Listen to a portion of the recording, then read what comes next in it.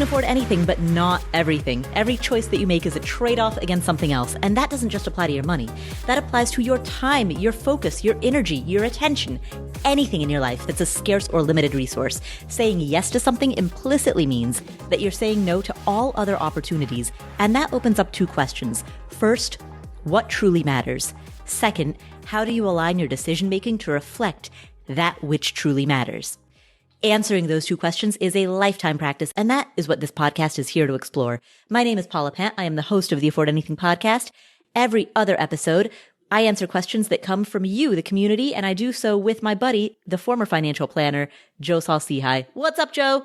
Paula, I'm about to get into my happy place. Well, I think it's your happy place too, isn't it? We get to talk with your community, answer some questions, do a group hug, make some people some money, help them avoid some traps. Yes, exactly. We get together and talk to people about financial literacy, about building wealth, about making money, saving money, using their money better, not getting ripped off. In fact, the first question that we're going to tackle, yeah, look at that segue. First question that we're going to tackle comes from a guy named Nick who is wondering, in the world of real estate investing, how to not get ripped off. And here are the specifics of his question. Hey Paula, this is Nick from Virginia. Love the show and keep it up.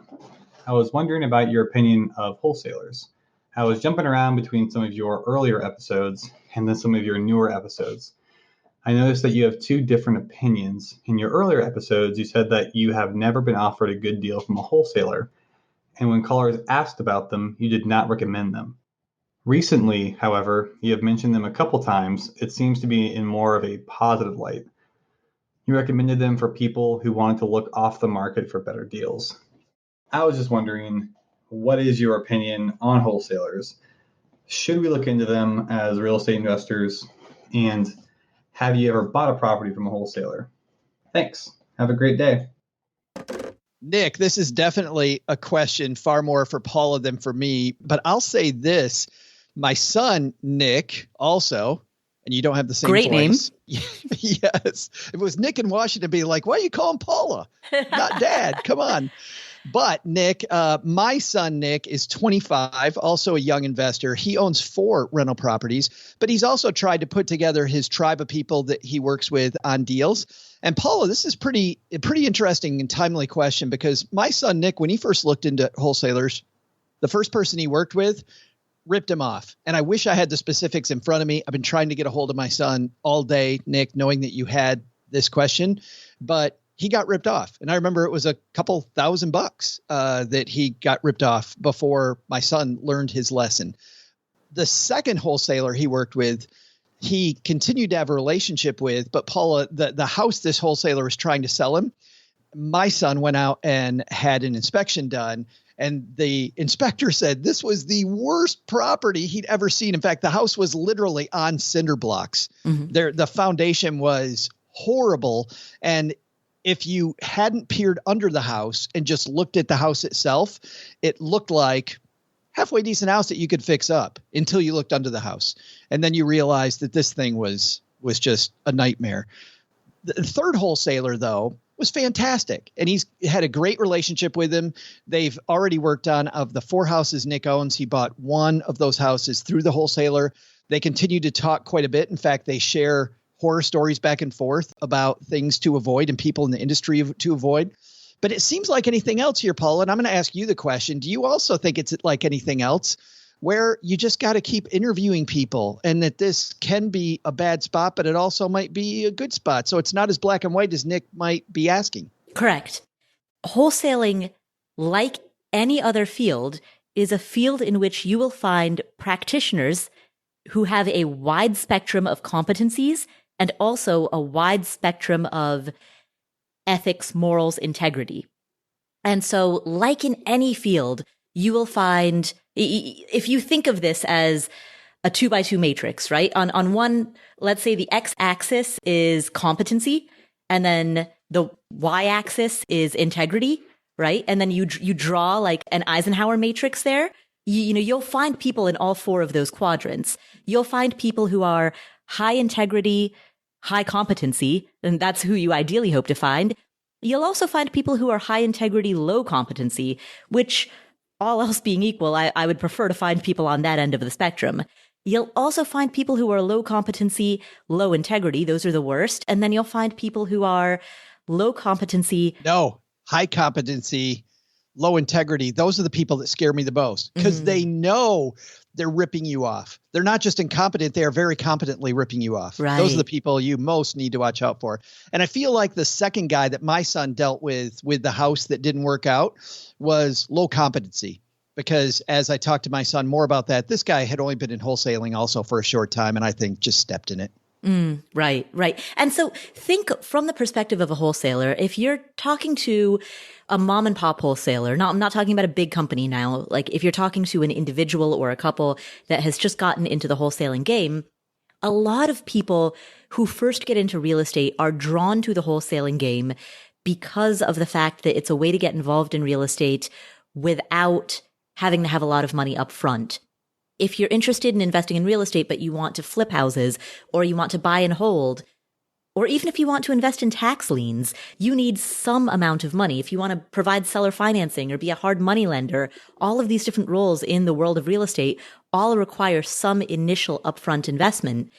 Wholesaling does not. Wholesaling, you hit the streets, you pound the pavement, you knock on doors, you get properties, off-market deals under contract, and then you flip the contract. So it requires a huge upfront investment of time, but not any or very much money. And so it's a way for people to get involved in real estate without needing to have an initial investment.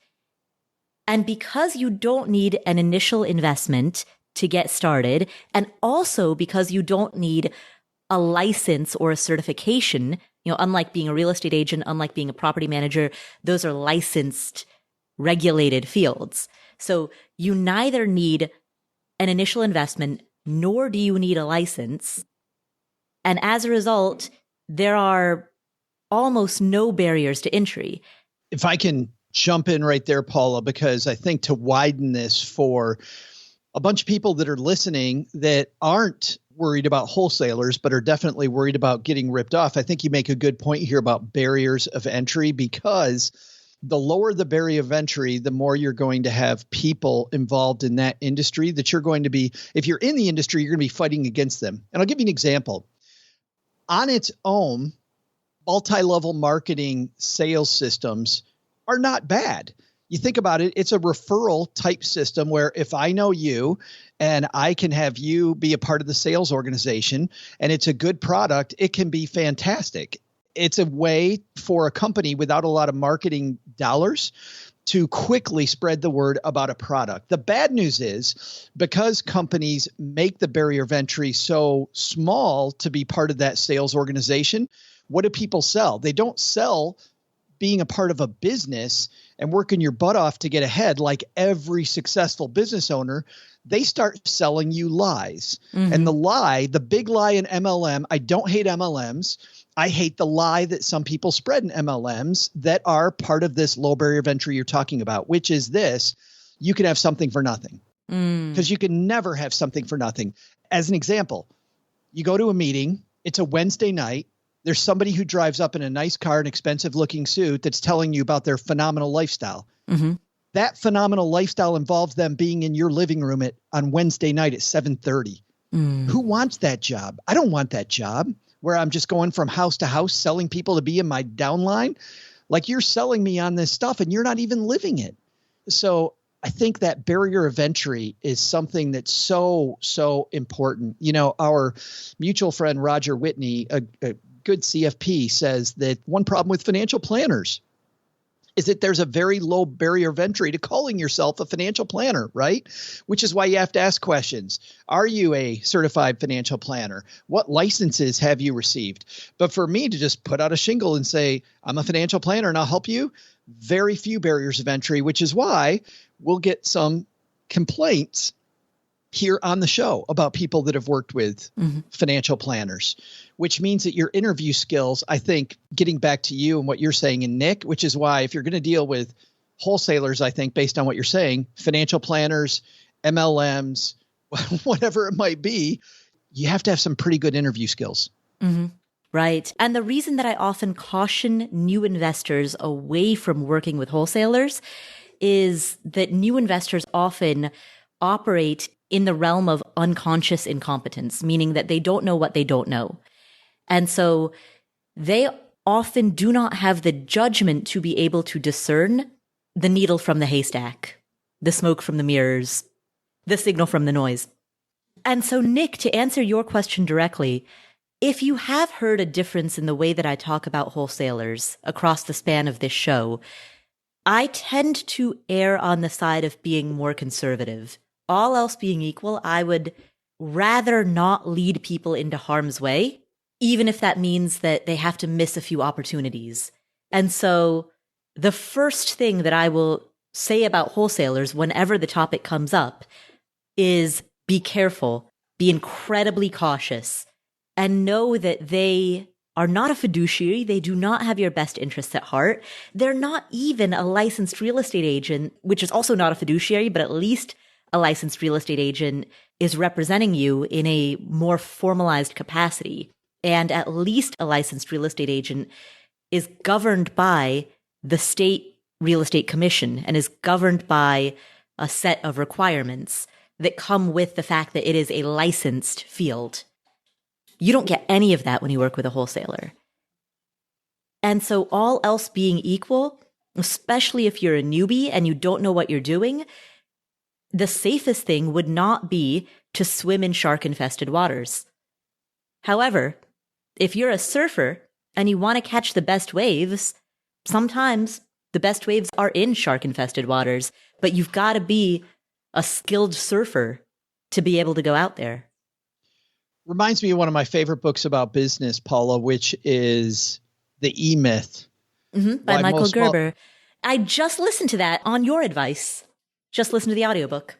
Yeah, and I got the advice from Ken Chenault, who was the longtime CEO of American Express. And I thought if the CEO of a big company like American Express loved this book about small businesses and thought it applied to his big business, American Express, then it must be a very good book. And I'm hoping you liked it.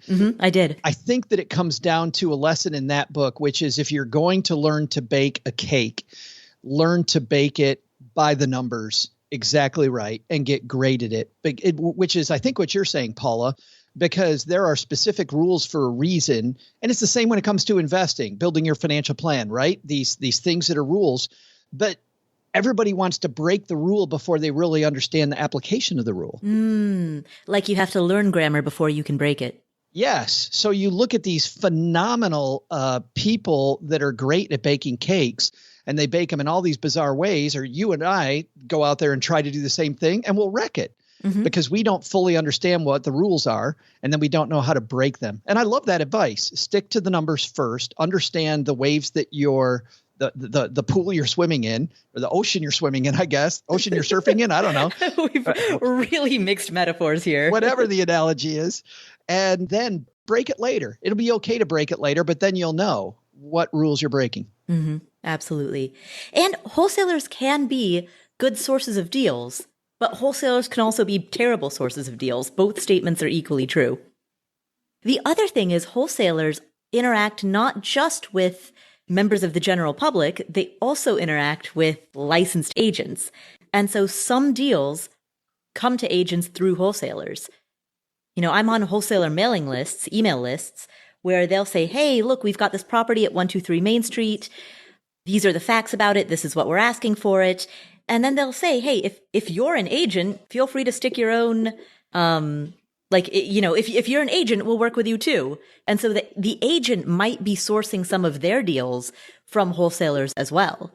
The difference is if you get a deal that an agent has sourced from a wholesaler, I mean, the bad news for you as the buyer is that there's an additional markup on it. The good news for you as the buyer is that if the agent is good and if the agent is doing their job, they will provide a layer of judgment and discernment that separates you from the wholesaler. But not every agent is good. Again, we go back to that Eisenhower matrix of competency versus integrity. You might be working with an agent who, even in the best case scenario, is high integrity, but low competency. And so Even if you're working with an agent who has scruples, that agent might not be able to provide the judgment and discernment that you require. Which is another way of saying that you can never outsource your judgment. You can outsource tasks, you can outsource work, but you can never outsource judgment, decision-making, thinking. That is the single most important skill that all of us as investors must develop and continually hone. So thank you, Nick, for asking that question. Our next question comes from Rob.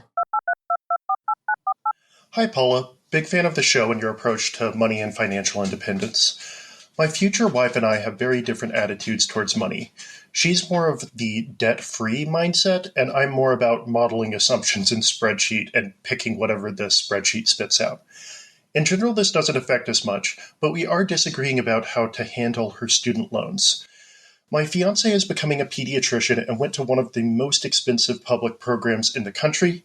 She has $400,000 in federal student loans at an average rate of 6.7%. She will likely earn $200,000 to $250,000 a year post-residency as a pediatrician. As you probably know, federal student loans have a minimum payment of 10% of your pre-tax discretionary income, and that they are dismissed after 20 years. I say dismissed, not forgiven, because my understanding is that forgiveness programs consist of a conditional payment from one federal body to another, whereas the 20-year dismissal is a stipulation of the loan itself. At its extremes, we have two options: pay off the loans as quickly as possible, or pay the minimum balance of the loans until dismissal kicks in. While I hate the idea of letting debt accrue at 6.7%, I believe that this option has the best on-paper financial impact to us. I have modeled the present value of the total loan payments with an opportunity cost of 2 to 7% and have included a tax rate of 40% of the forgiveness balance at the end, which is treated as a one-time increase in income. I have also estimated reasonable salary increases. My modeling suggests a range of $250,000 to $425,000 for the present value of the loan payments plus forgiveness tax hit, meaning that if we had $400,000 to pay off the loans immediately, it would be between a $25,000 benefit and a $150,000 loss to pay off the loans immediately. So, Paula, what should we do? Pay off the balance as soon as possible, or bank on dismissal later for better expected value in most cases, given my assumptions? Some side notes that are of less interest. I've been in the workforce much longer, so we have plenty of savings in both normal brokerage accounts and retirement accounts. So we have plenty of liquidity for major life purchases like a house in the coming years. Paying off the loans early or refinancing them privately would make public loan forgiveness not an option. While this program has been a pain to those who have attempted it and didn't have full documentation of 10 years of public work, we're considering trying to document that and going for it. Thanks. Rob, thank you for calling and asking that question. And first of all, I am impressed by how much thought you've given this and the modeling that you've done. Assuming that your modeling is correct, then from a purely mathematical perspective, from a expected value or EV perspective, then assuming that your modeling is correct, then speaking purely from an expected value point of view or an EV point of view, then you are correct in the conclusion that paying this off as quickly as possible is perhaps a negative EV decision. And for people who are listening who are wondering what we're talking about, if you listen to some of our podcast episodes with professional poker players, such as when we interviewed professional poker player Annie Duke or when we interviewed professional poker player Billy Murphy, we will link to both of those episodes in the show notes. But if you listen back to the episodes in which we talk to poker players about how they think through strategy, they discuss a concept called EV. And that, Rob, is what you are talking about when you run through the modeling and come to the EV of rapid payoff versus other alternatives. So assuming that your modeling is correct, then I think you already have your answer. However, there are other factors at play. Taking a holistic view of this question, there are other factors at play beyond just the EV of this decision? I think a couple factors that I think about with regard to this really interesting question is two things. I think first about, and it's funny, Rob, you talk about spreadsheets and your future spouse really likes debt-free. I think it's funny. Statistics will show you that spreadsheets are great. And don't get me wrong, I love spreadsheets. Paul and I talking about spreadsheets earlier today, but behavior is really the win. And it's funny, the number of times that I worked with pretty wealthy people that got there, first generation wealth, didn't have any money handed to them, that got there in a way that would seem incredibly suboptimal. They pay off low interest debt. They'd work on some projects that at first blush don't look like they have the highest return on investment, and they still found a way. And that's when I realized that while the spreadsheet is fantastic, and I'm with you there, by the same token, don't underestimate the value of just getting it gone, which brings up the second thing for me, which is more of an ethical piece. And I know that these loans are designed, Paula, that they can be dismissed. But I really, in my head, I feel like it's a contract. Your future spouse knew when she signed up for the loans how much money she was borrowing. She made a decision that it was X amount of money for Y value that would provide her a future income. There is something, and this may just be me, that makes me not even want to go through the computation of how do I ensure that I write off as much of this as possible so it isn't my problem. Because when you signed up, it was your problem. And not you. When she signed up, it was her problem. So my feeling in this case will always be, and I understand the computations will always be, pay back the money. Pay it back. So what you're saying, Joe, is you borrowed the money, so pay it back.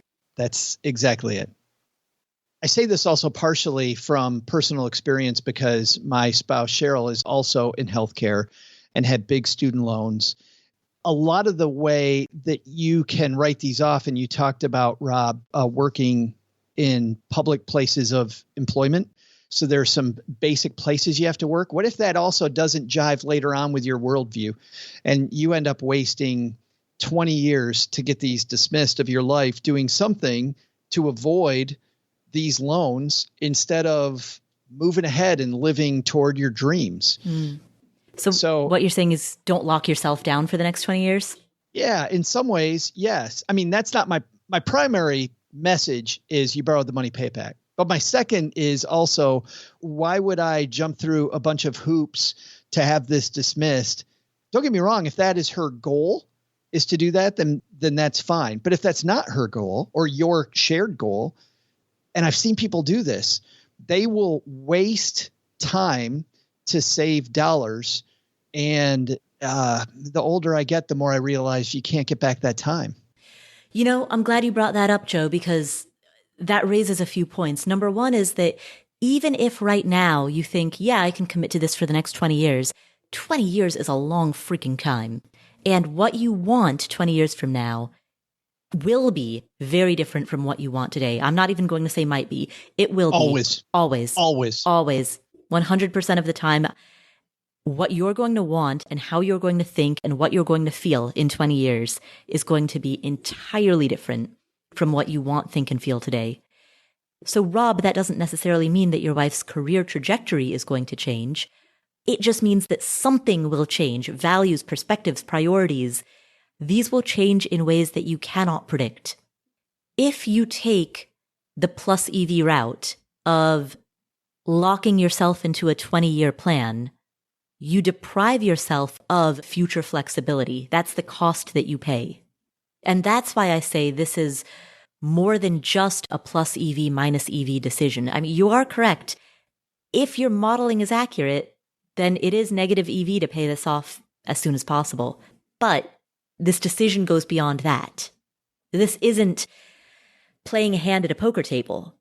This is a 20-year decision. And the further that you go into it, the less room you have to escape. If you are 15 years into a 20-year plan, at that point you have so much sunk cost behind you that you won't want to change horses midstream, to mix metaphors. There's the math, there's the behavior, and there's the emotion. Mathematically, assuming that your modeling is correct, it may be a negative EV decision. However, behaviorally, there is an argument to be made that perhaps, and I'm not here to tell you what to do, but perhaps if you borrowed the money, you should pay it back.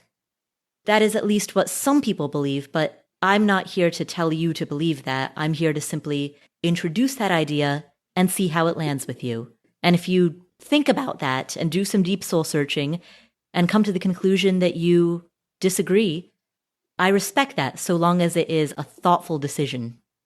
So there's the math component, there's the behavioral component, and then there's the emotional component, which is the psychological advantage that comes from repaying that debt. And then there's the lifestyle component, which is the flexibility that you gain from repaying that debt.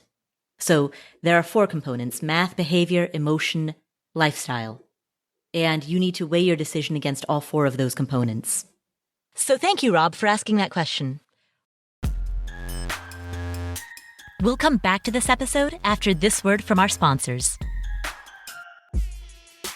Can it be? It is finally summer. We're actually going to have a real summer this year.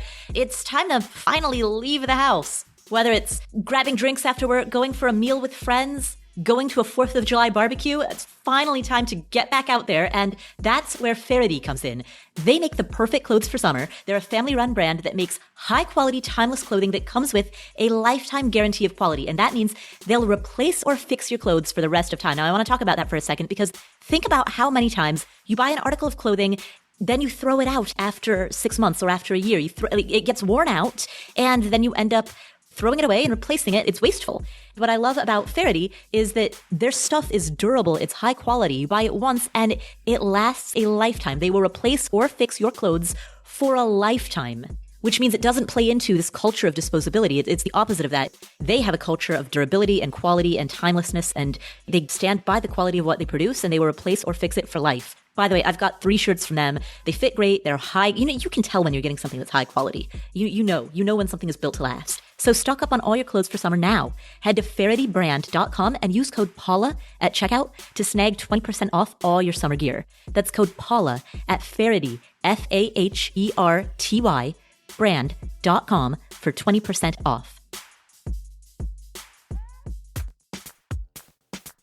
If you're financially savvy, which I know you are, then you probably agonized over which mattress to buy. Shouldn't you put the same thought into the sheets that you use every night? Boll & Branch sheets are ultra soft, organic, high quality, and sustainably made in safe and fair working conditions. So here's what I appreciate about the mission, the purpose, the ethics, and the integrity of the company. Partners and customers are Boll & Branch's North Stars. The company pledged to double U.S. assembly jobs next year. They want to create a fairer and better supply chain that lifts the entire textile industry up. And if you like Boll & Branch's mission, but you don't need sheets yourself, they make a great gift for the eco-conscious person in your life. So if you want to support not only the environment, but also the creation of jobs here in the U.S. and paying workers a fair living wages with fair trade certification, if you want to support a company that has that level of ethics, you can either get these sheets for yourself or give them as a gift. I've got a set of sheets. They're comfortable, they're high quality, they're beautiful, and I love that they're made in an ethical and sustainable way. Mine are a cream color, but they've got a wide variety of colors that you can choose from. Every time I wash them, they get more and more comfortable. To experience the best sheets you've ever felt, choose Boll & Branch. You can try them worry-free for 30 nights with free shipping and returns, and my listeners get an exclusive 15% off your first set of sheets with promo code PAULA, P-A-U-L-A, at bollandbranch.com. That's Boll and Branch, B-O-L-L, and branch.com, promo code PAULA, P-A-U-L-A.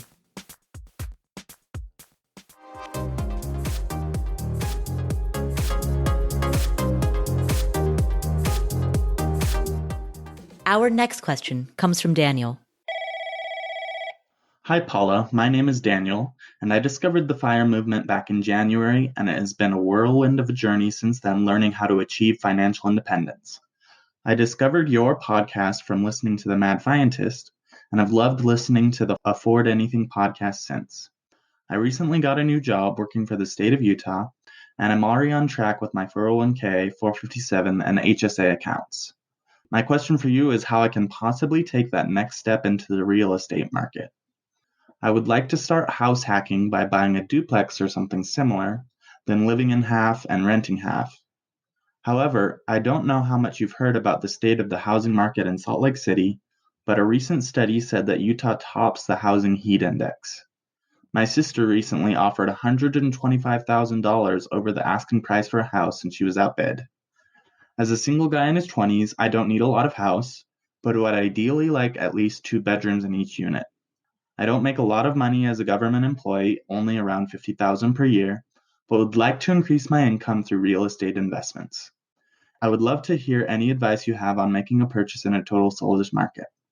Finally, I am also a first-time home buyer, so I'd love to hear your recommendations on the best avenues to take advantage of the programs available to first-time buyers.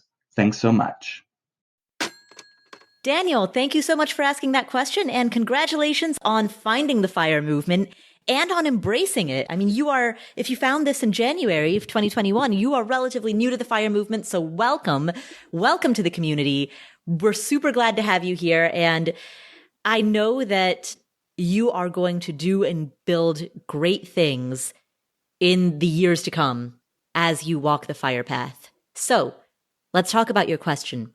My first question back to you, I'm going to question the premise of your question, because you said that you wanted to increase your earnings through real estate. You did not say specifically that you would like to buy a home for yourself, to buy a personal residence, and to offset some of that cost by virtue of house hacking.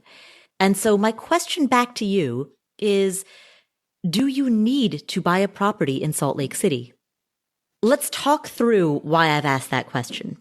There are 2 motivations that a person has for buying a piece of real estate.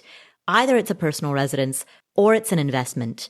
Now, oftentimes, people who are buying personal residences might think that they are in the investor category because they want to offset some of the cost of their personal residence by virtue of buying a duplex and house hacking, or by virtue of buying something that has a mother-in-law unit or a casita or a guest house.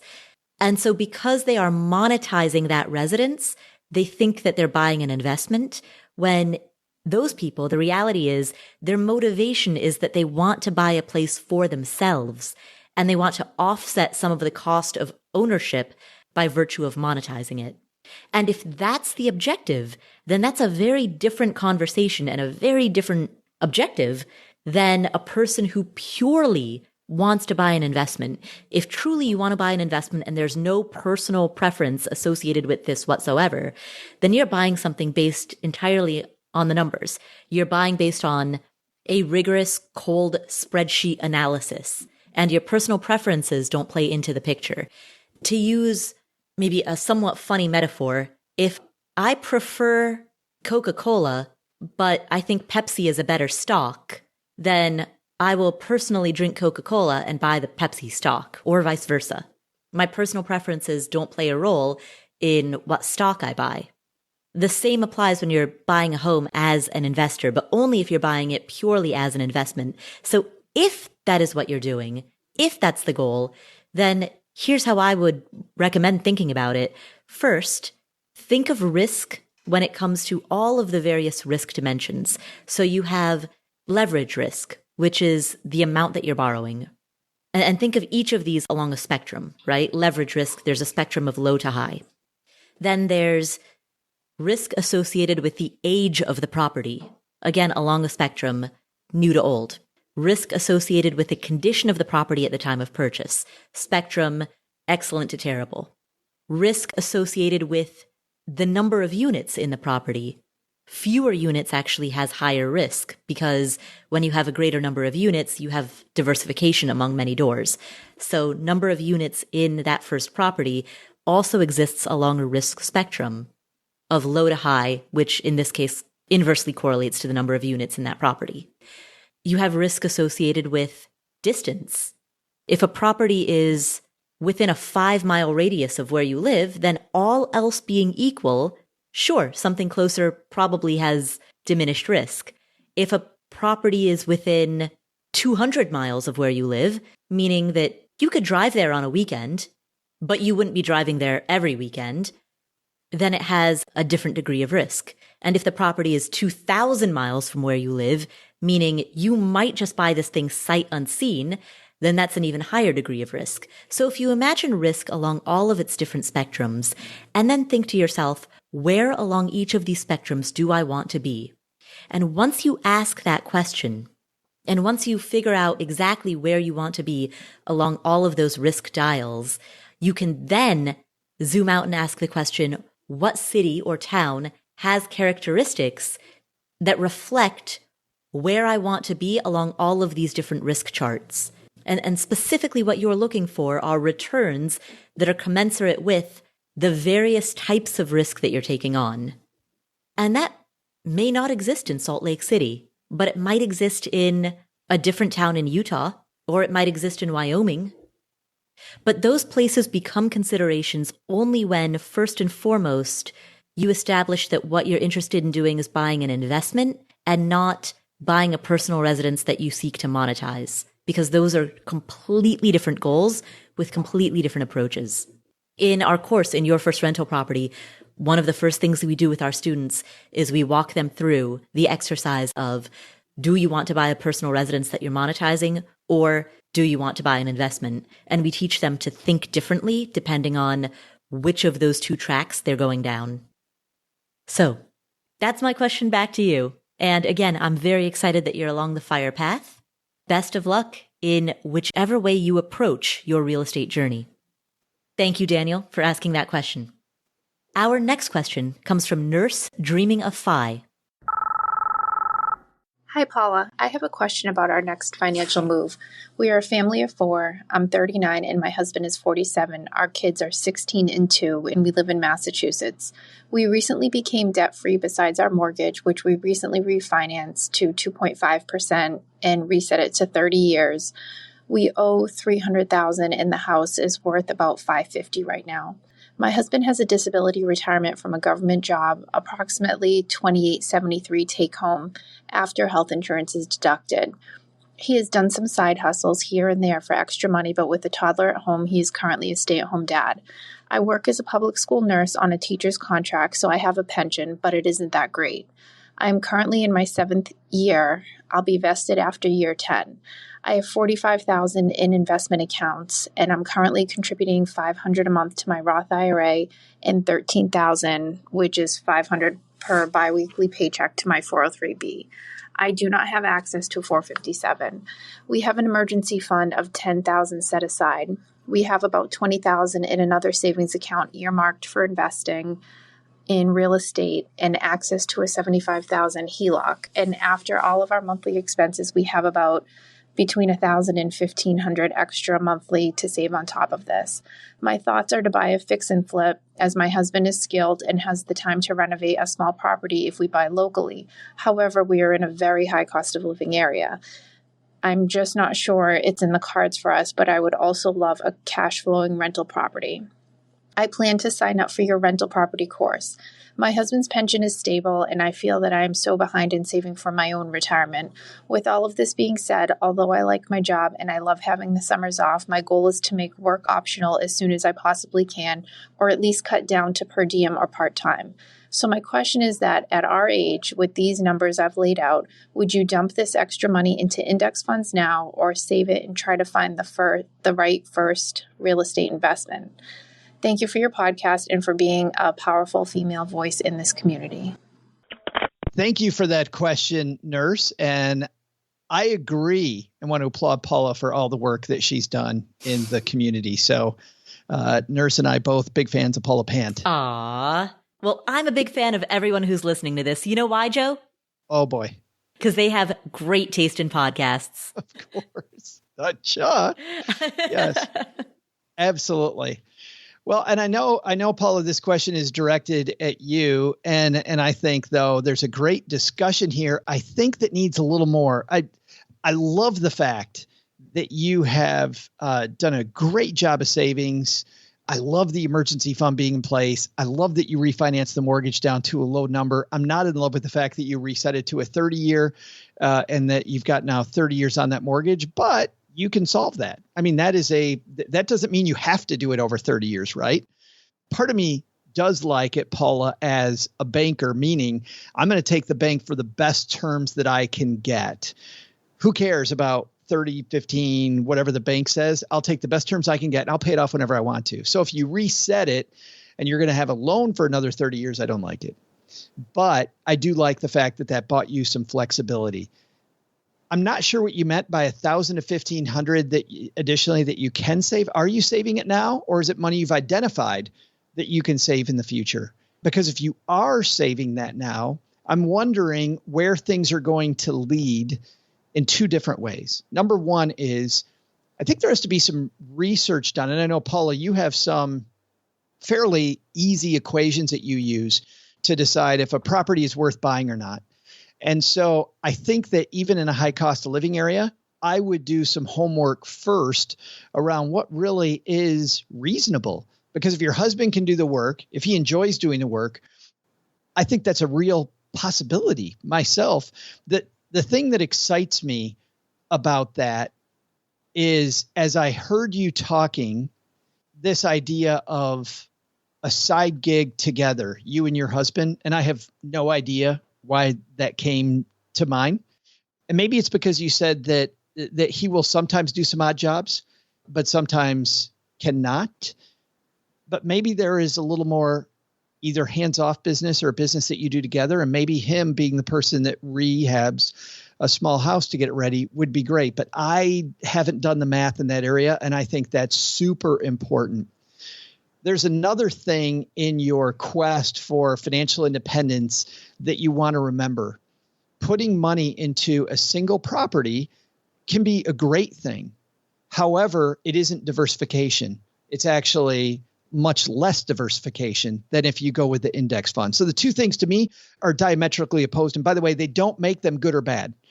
It just, one property in one town in Massachusetts is going to give you either more of a swing up or more of a swing down over long periods of time than something like the S&P 500, where you're invested in 500 separate companies scattered around the United States and doing business around the globe.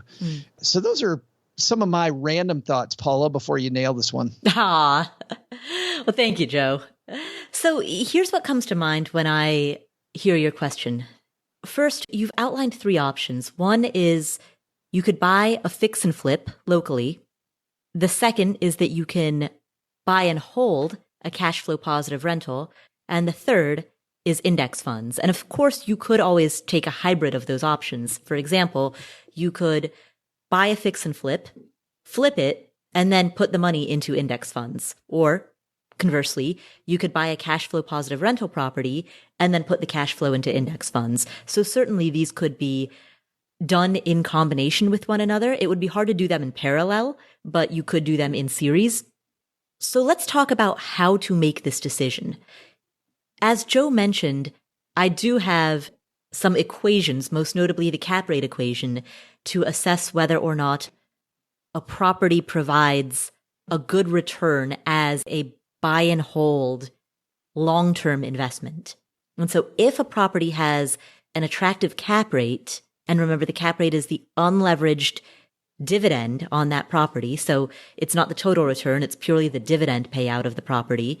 If a property has an attractive cap rate, I tend to like it as a cash flow positive rental. And you can search through the archives on affordanything.com to find my explanation as to how to calculate the cap rate. So you can apply that formula to an analysis of any rental properties anywhere in the nation that you might be looking at. Because if it's purely an investment, like we talked about in my earlier answer when I was answering Daniel's question, if this is purely an investment, then this investment could be anywhere nationwide.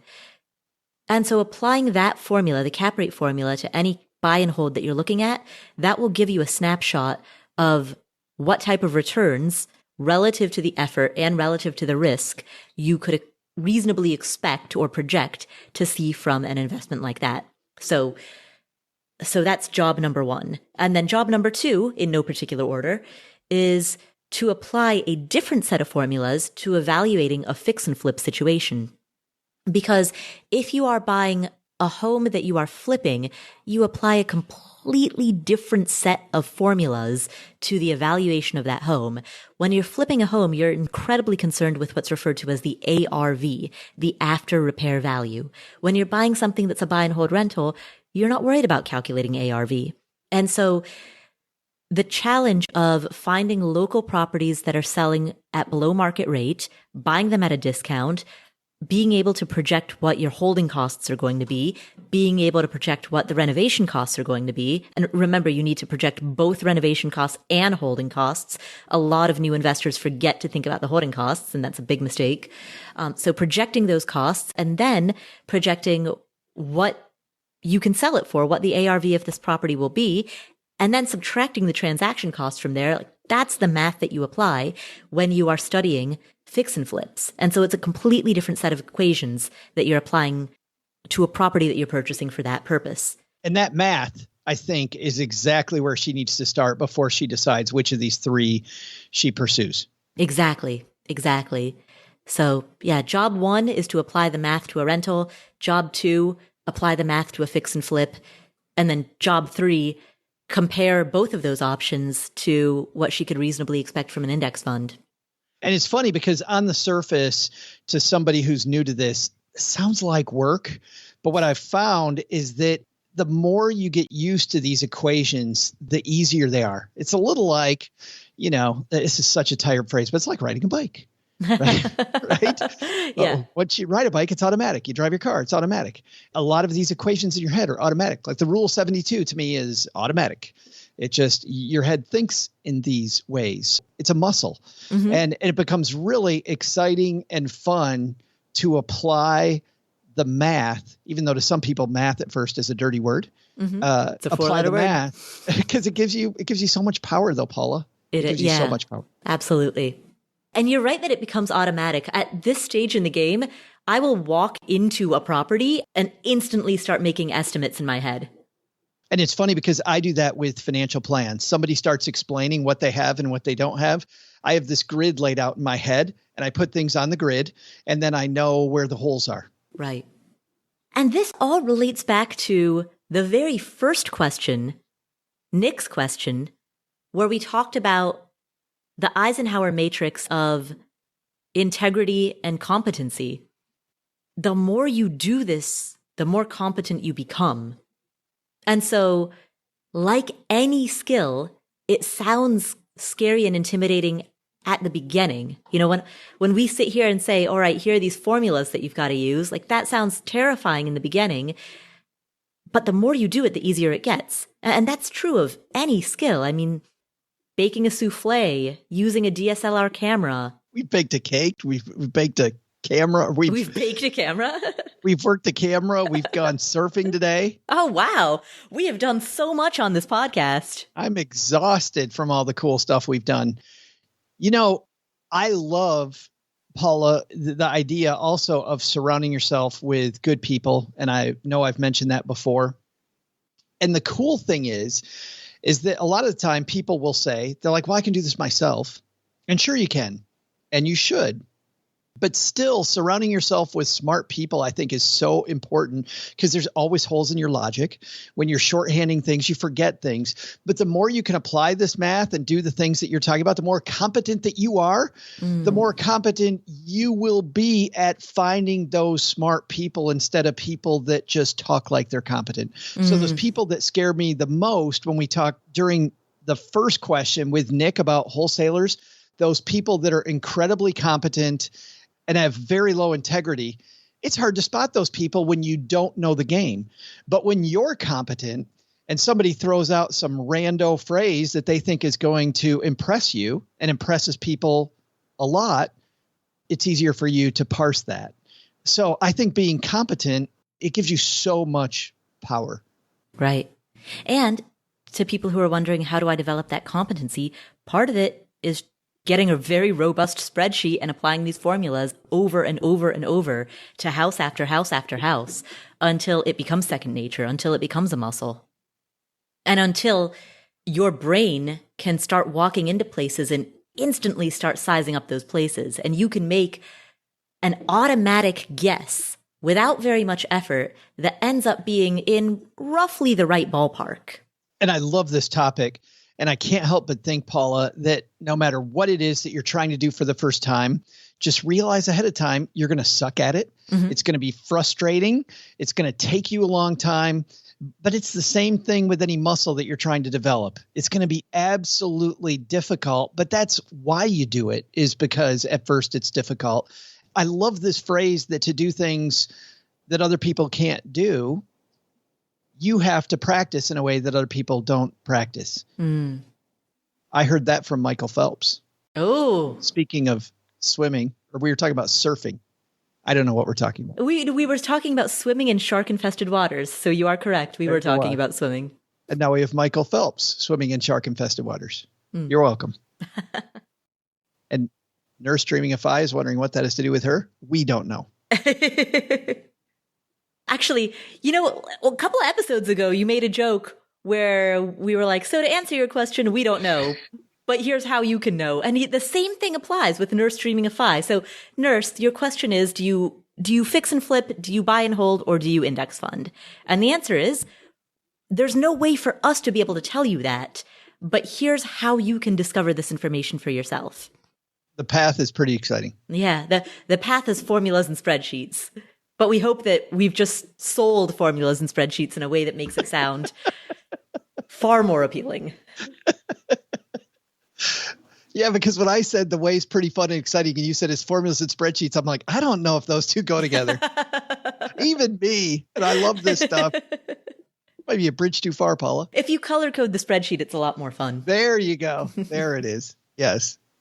So thank you, Nurse, and best of luck with whichever decision you make. We'll come back to the show in just a second, but first... So how would you like to figure out how ready you are for retirement? With Personal Capital, you can check out your retirement readiness score. It's exactly what it sounds like. It is a proprietary score that they create that tells you how ready you are for retirement. What's the gap between what you currently have and the goal that you need for retirement? So you'll be able to see that readiness score. You'll also be able to see your entire net worth and all of your accounts in one place in real time. So you'll be able to see your net worth, your cash flow, the major market movers. You'll be able to see how you can increase your relative return, some recommendations. You'll just be able to see all of your accounts at a glance. They also have a fee analyzer tool that you can use to find hidden fees. So these are professional grade analysis tools that you can use to check on the health of your portfolio. And you can create an account for free. So to open an account, go to affordanything.com/personal capital. That's affordanything.com/personal capital. If you want to make a little extra money and you're interested in starting a side hustle, you're going to need a website. No matter what it is that you're doing, whether you are dog walking, consulting, freelancing, any type of side hustle that you start, other than gig economy stuff, you're going to need a website so that clients can find you. Here's a great deal where you can get hosting at less than 1/3 of the normal price. We've got this deal with Bluehost. Normally their plans start at $9 a month, but if you go through our special link, which is affordanything.com/Bluehost, you can get really solid hosting for less than $3 a month, $2.95 per month. So if for less than $3 a month, you want great hosting with one-click WordPress install, 24/7 support, a 30-day money-back guarantee, free domain and site builders, the whole shebang. You can get all of it for less than $3 a month. Just head to affordanything.com/Bluehost. That's affordanything.com/Bluehost. BLUEHOST.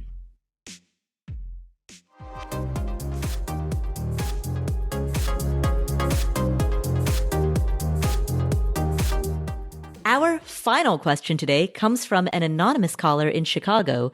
And Joe, we give every anonymous caller a nickname. What should we call this one? I forgot you were going to ask me that. I completely forgot. Have you watched anything? I haven't watched anything since we named the last person Tiffany after I saw Tiffany Haddish in that new movie. Okay, so I have not yet watched this, but I plan to watch the Friends reunion. Oh, well, there you go. Yeah, I'm very excited about watching that. I haven't seen it yet, but it's on my bucket list. It's in the cards. Okay, so which one is she? My favorite, Phoebe. Well, there you go. So our next question comes from Phoebe. Hi, Paula. I love your show, and I want to thank you for all the encouragement and excellent advice you've given to so many. You've made a huge impact on my life, and I'm so appreciative. There's something that I've been mulling over for some time, and I'd love to get your perspective. Both my husband and myself work for the city of Chicago. We have 457s through our jobs. The investment options within them are good, and we have contributed to them over the years. However, after listening to the interview with Ed Slott, I realized that we have most of our money in tax-deferred retirement accounts and hardly any in our Roths. So we have decreased our deferred comp contributions and are instead putting that money into our Roth accounts at Vanguard in order to save on taxes in the future. To zoom out a bit, I'm 44, my husband is 47. We currently have a total of $196,000 in our traditional IRAs at Vanguard, $19,000 in our Roth accounts, and $113,000 in our 457 accounts combined. The way our pension scale works, we need to work until age 62, and at that point we would get a percentage of our income for life. In my husband's case, that would be $44,000, and mine would be $34,000. After hearing Joe's response to another caller about looking into the credit ratings of cities and states, I looked it up, and it was quite disturbing to see how badly our state fares in comparison to the rest of the country. I'm now questioning the wisdom of having so much of our retirement income connected to a city that has such a poor track record. I'm trying to figure out how worried I should be. So I guess I have two questions. One is about the pension, and the other is about the 457s. How much, if at all, should we factor in our pension income into our retirement planning? We are in a unique position in that we will have no Social Security income. We don't pay into it. We instead pay into the pension fund. My second question is, should we stop contributing altogether to our 457s and roll them over to our traditional IRAs at Vanguard in order to protect these investments? Is it possible that these 457s could be at risk along with the pension, even though from what I can tell they aren't managed directly by the city but by a firm called Nationwide? Thanks again, Paula and Joe, for everything. Phoebe, thank you so much for asking that question. Congratulations on everything that you have saved for retirement so far. And also, kudos to you for all the work that you're doing in thinking proactively about the risks that your portfolio and your retirement might be subject to. So, let's talk about your question. First, I'm going to address the part in which you mentioned that after listening to the Ed Slott interview, you realized that most of your money is in tax-deferred accounts. And since realizing that, you've decreased some of those deferred contributions and moved that money instead into your Roth IRAs. I think that is an absolutely fantastic move, and I applaud you for that. And that's for two reasons. One is for all of the reasons that Ed Slott outlined when he made the case for Roth accounts. And the second reason is because it builds out that tax triangle. And the tax triangle is the notion of wanting to have a mix of tax-deferred investments, tax-exempt investments, and taxable investments. And so if you have most of your money in tax-deferred retirement accounts, by virtue of funneling some of those new contributions into Roth accounts, you are building out another corner of that triangle. And so both for the diversification reason as well as for the inherent benefit of the Roth structure, for both of those reasons, I think that's a great way to go. When it comes to the rest of the question, there is a lot to unpack here, Paula. So let's start off with the pension piece, which is looking at a pension. What would happen to your pension if the city declares bankruptcy? And there is some precedent that there have been cities that have declared bankruptcy before. However, there is some good news here. And that is that there's something called the Pension Benefit Guarantee Corporation, PBGC, which will guarantee a portion, not all of your pension, but a portion of your pension. So assuming that the PBGC is applicable when it comes to the city, and I think it is, but you'll want to verify that for yourself, then there is at least a portion of your pension that you, I think, can count on. I also know, just historically, looking at bankruptcies when it comes to government entities, that the pension is one of the last bastions that goes after everything else. So the city, the public that you serve, serves also to protect you. So do I like the fact that you know that risk? Absolutely. I love it. Am I super worried about that risk in this current environment? Not especially. Not especially. And I'm with you. Things in the state of Illinois and the city of Chicago, not phenomenal. But I still think that that there's a lot of room for optimism here. What I love about the fact that we're discussing this is that this is a low probability, high magnitude event. So I agree with you that there's room for optimism. The likelihood that the city of Chicago will declare bankruptcy is low, but if it happens, it could be devastating. And so this discussion of low probability but high magnitude events, this is fundamentally a discussion about black swan events.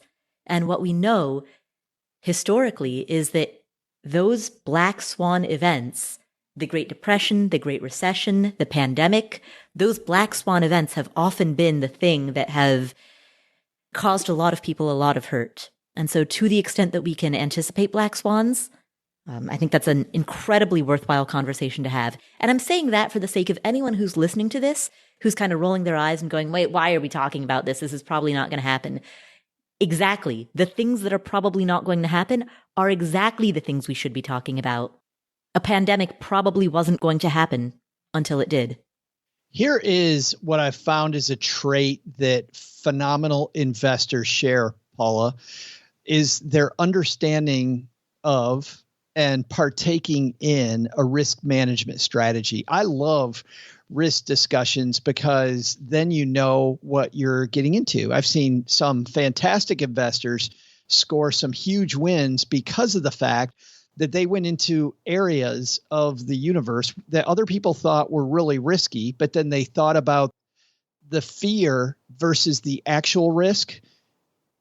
And then they made a bet in that area and they came out far ahead. And as an example, we talked about this on a recent show about why you and I like Ginnie Mae's. The reason I like Ginnie Mae's is because of the fact that you get a higher interest rate on your money than treasuries, but you get most of the same benefits of government shelter that a treasury gets. You don't get all of them, but you still get most of them. And the risk reward between a treasury and a Ginnie Mae for a lot of goals, I will take that difference, knowing the risk, right? Mm-hmm. Same thing applies here.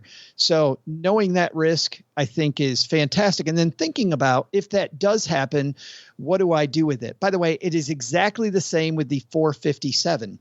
And I will, Paula, give you a piece from govinfo.gov, which is a discussion in Congress about public pensions and 457 plans that is about a discussion on this very topic, which is that 457 plans pose a greater risk than other supplemental plans to their employees. They are subject to creditors if the institution goes bankrupt. So once again, would I use a 457? Sure, I would. I'm much more likely to want to use a 457, though, if two conditions exist. Condition number one is I'm working for an institution that has a pretty good credit rating, or a city or a state, a hospital, whatever it might be, that's a good credit rating. And then number two, so there's a low probability of bankruptcy. And then number two, I also like it if there is a mechanism by which I can remove some of that money and move it over to a different type of plan. And what's frustrating as an example is if you have a 457 and then you go to work for another institution, they have a 403B. Moving a 457 to a 403B is only permitted under some conditions, not always. So if your 457 is a nonprofit versus a government employer, there's all kinds of difficulty. So you got to know what your options are to get out of the 457 if the writing ends up being on the wall, because I can't think of a bankruptcy that I've seen that you can't see coming, at least to some degree, from a long ways away. I'm thinking of one bankruptcy, and I was in Detroit, so there were a lot of bankruptcies. I remember being on television talking about Kmart's bankruptcy, which took forever, and you could see it coming. But there were some automotive suppliers where they were saying up until the day before that the government would bail them out, right? Remember that whole thing back in 2007? The government's going to bail. Hey, it's the autos. The government's going to bail them out. And the government did not bail them out. And they went through a bankruptcy process. My dad, by the way, worked for General Motors and kept his pension. So talking about how pensions work, he was able to keep his pension. And part of that's the Pension Benefit Guaranty Corporation that I was talking about earlier. So I think with the 457, what I want to know, Phoebe, is what are my options to move the money I have there out? Can I roll that somehow to a Vanguard IRA? Do I have to separate from service to do that? There is something I've talked about here before, which is called an in-service withdrawal. Not available all the time. You have to ask whatever entity you work for if that's available. So it's called in-service withdrawal, where you can take the money you have, take it out of that plan, put it in your IRA instead. Maybe. Solid maybe. Once again, we can't tell Phoebe what to do, but we can paint the path. Right. So the pension, not much you can do about it. Just realize if this low probability, high impact event happens, think to yourself and have a contingency plan. What am I going to do? Maybe in your financial plan, you don't count on the pension for as much money as you did before you knew that the pension might not be the same. So maybe instead of taking the number they give you and thinking about that number, maybe use a number like 60 or 70% of that number in case it ends up with a PBGC. If that's the case, you might only get 60 or 70%. So that's a solid number. And then what's cool is, Paula, if your financial plan works on 60 or 70% of that pension, and then you get all of it and it doesn't happen, how great is that? Exactly. Hope for the best, plan for the worst. Just one more thing. For a lot of people, when they hear this stuff, and I can hear a little bit of fear in Phoebe's voice, it's great to have a risk management strategy. Don't let and I'm sure it won't for Phoebe, but don't let the fear paralyze you. Don't let it paralyze you. There are plenty of things that can potentially stink, but it is much, much better to develop a plan that if that happens and continue rolling than it is to be paralyzed by it. And often, Paul, the reason I say that is when I was a financial planner, I would see fear paralyze so many people, and you can't let that happen. And Joe, on the topic of not allowing yourself to get paralyzed by fear, action is often the antidote to fear paralysis. The fact that Phoebe is already proactively taking steps to diversify her tax triangle, put more money into a Roth, the fact that she is proactively listening to podcasts about financial management and wealth building, the fact that she is calling in with questions that specifically relate to how to safeguard against a black swan event, those are all examples of being proactive and taking action as the antidote to fear. And actually, I'm going to play devil's advocate on myself because there are cases where you don't want to take action. So, for example, if there's a market decline, the best thing to do is to ignore it and not cave to your bias towards action. So this is, again, where judgment comes in.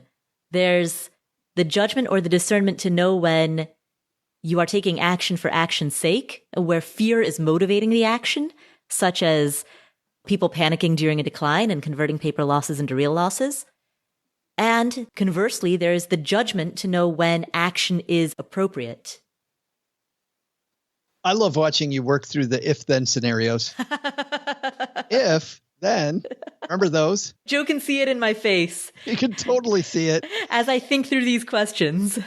Whenever we do this or the round table, you can see her working through if, well, then, but if, then. But if, then. It is cool. I have an analytical brain. It's a great way to think. Mixed with, I hope, a dash of empathy. but just a dash. A splash. So thank you, Phoebe, for asking that question. I can't wait to see you on the Friends reunion. Joe, we did it. I can't believe it. Another fun episode where we mixed a ton of metaphors together. We swam with sharks. We played poker. We baked some cakes. Yes, and we baked a camera. Yeah, we all and a souffle. We swam with Michael Phelps with sharks in the water. We found the signal in the noise, the needle in the haystack. We did it all on this episode. Oh, and there's exhausted. more to come. And you can subscribe to the show notes for free for more to come. affordanything.com/show notes so that you'll never miss any of the synopses of our upcoming episodes. Joe, where can people find you if they want to hear more of your thoughtful/wacky ideas? You can find we call it the greatest money show on earth, the Stacking Benjamin show, every Monday, Wednesday, Friday, the same place you're listening to the Afford Anything podcast. And on Fridays, most Fridays, you will hear Paula Pant mixing it up with award-winning blogger Len Penzo. And a lot of the time we'll have other award-winning guests that join us to mix it up and have some great conversations about everything from weddings to the fact that people cry about their money. Sometimes it's deep, sometimes it's airy light. So 3 days a week. And you can download the Stacking Benjamins podcast anywhere where finer podcasts are downloaded. Only the finer. Well, thank you so much for tuning in. If you enjoyed today's episode, please do 3 things. Number 1, share it with a friend or a family member. That's the single most important thing that you can do to spread the message of financial independence. Number 2, make sure that you hit follow in whatever app you're using to listen to this show. And number 3, while you are in that app, please leave us a review.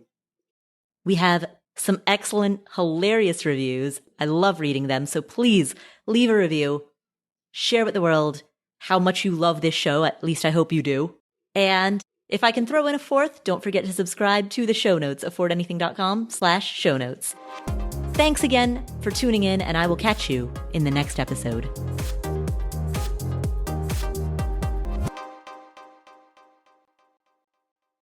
Here is an important disclaimer. There's a distinction between financial media and financial advice. Financial media includes everything that you read on the internet, hear on a podcast, see on social media that relates to finance. All of this is financial media. That includes the Afford Anything podcast, this podcast, as well as everything Afford Anything produces. And financial media is not a regulated industry. There are no licensure requirements. There are no mandatory credentials. There's no oversight board or review board. The financial media, including this show, is fundamentally part of the media. And the media is never a substitute for professional advice. That means anytime you make a financial decision or a tax decision or a business decision, anytime you make any type of decision, you should be consulting with licensed credential experts, including but not limited to attorneys, tax professionals, certified financial planners, or certified financial advisors. Always, always, always consult with them before you make any decision. Never use anything in the financial media, and that includes this show, and that includes everything that I say and do. Never use the financial media as a substitute for actual professional advice. All right, there's your disclaimer. Have a great day.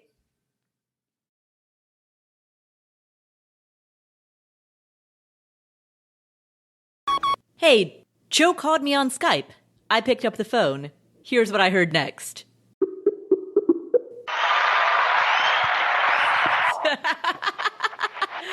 Wow, it's nice to get a cheer every time I pick up the phone. Apparently your fans are here too. Wow, that is some positive reinforcement. You showed up for work. I love how my finger accidentally hit that one instead of this one. That would have been better. Hey, Paula. Like, hey, you too, Joe.